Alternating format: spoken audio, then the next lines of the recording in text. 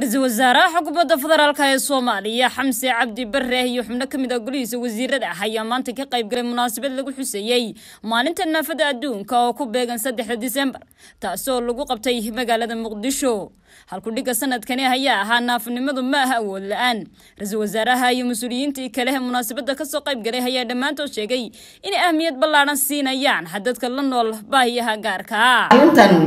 goonida ah oo loo cayimay naafanimada oo laga lahaa ujeedooyin waaweyn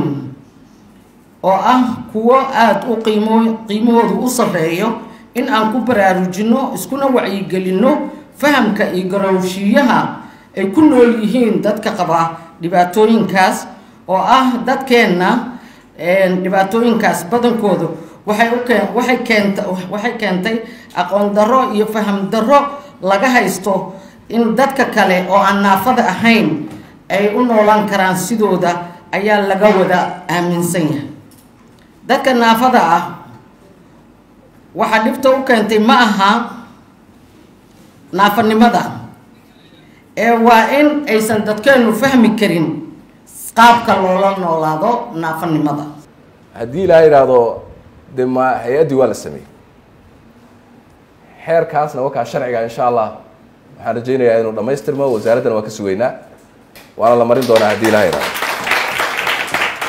hay-adana budgetkeedii de waa bilow sanadka soo socda budgetkeeda waa la badinayaa ilaahay idinkiis waxay codsadeen in aysan lahayn ama ay sheegeen waxyaabaha limitationka haysta inaysan strategic plan ama action plan inaysan haysan marka xafiiskaygu insha Allah wuxuu ka caawin doonaa in ay loo sameeyo strategic action plan